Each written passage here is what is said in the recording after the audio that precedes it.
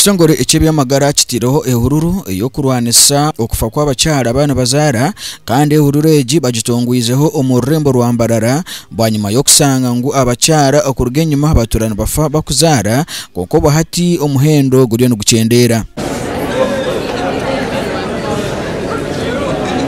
Komishana kandi ahawe kitongore cy'ebyamagara we ashabire bamwe ombasaho ngo tebine kubana bakora ogomoga kitari cyo kuza kwata umuhanda bakaza ombyemizano ningasi bakaza mu mabara bakareka abakazi abakuza kuzara bakufa hamwe n'abana babo.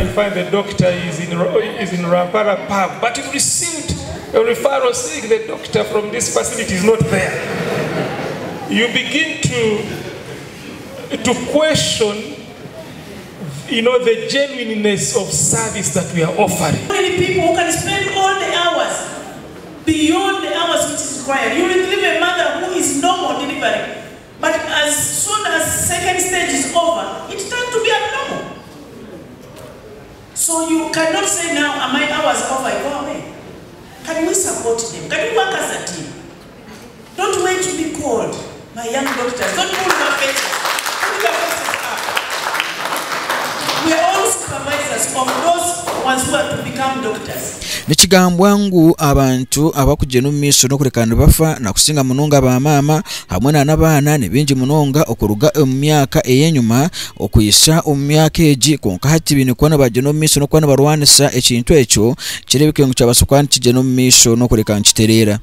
Mbarara Referral Hospital ni opportunity mpango munonga kandi ekintu kijaho aha obwe ihanga ningashi government kurabira ministry y'ebyamagara eriyo nekora cyonde cyo kubasika kurebeka ngu abakazi abari kufana bazara twabamaraho cyumwe strategy kugira ngo at least gwakushiko mwaka gw'2023 abakazi abari kubana bafa bari kuzara at least babe batarukurenga aha bakazi inshanju aha bakazi emitwari 10. Tusaba abakyala okujja nga bafunye embuto okukebeza embuto nebalaba oba balina ekizibu kyonna n'okusaawo n'okunywa eddagala libaba bawadde n'okusaawayo okukizaala we beetuuse bazijja mu ddwaliro nga bukyali ne batajja nga obudde buyise oluusi ebizibu ebimu nga tetusobola kubakola ki kubataasa naye we bajja mangu tuba tusobola okukola buli kimu ekisoboka okusevinga omukyala n'omwana bonna wamu. Ehururu egi neza kuba netambura omuri Ankole region hamwe na Kigezi okureka ngo bagene omumiso n'okumaraho okufa kw'abakyala hamwe n'abaana. Mu myaka ya 1920 tukana tufisa abakyala nka 506 aha buli bakyala emitwari 10 abakuzara abana bahulire. Ministry of Health hamwe n'abantu abakugishagika twagezaho n'amani hati nitufisa abakyala 189 bonka aha mitwari 10 kandi obwe nicyoreka ngu tukozire n'amani munonga konka tukayikire ahangere ejo eyitukucendamo ashemezebwa for example emirundi 3 kandi aija kuzara kicerereza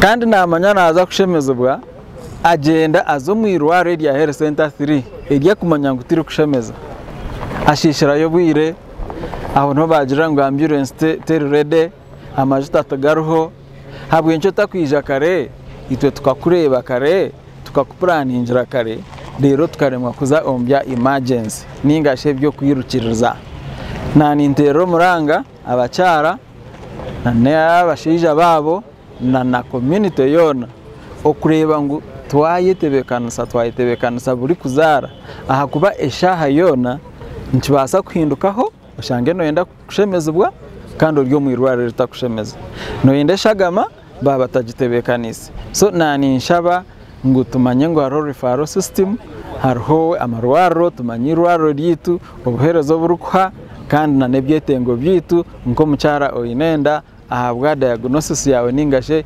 indwara yawe mbera yawe yorumo ochetebekanisize and that is very critical. Echo ni kirungi munonga ahabwa safe birth. Perfect.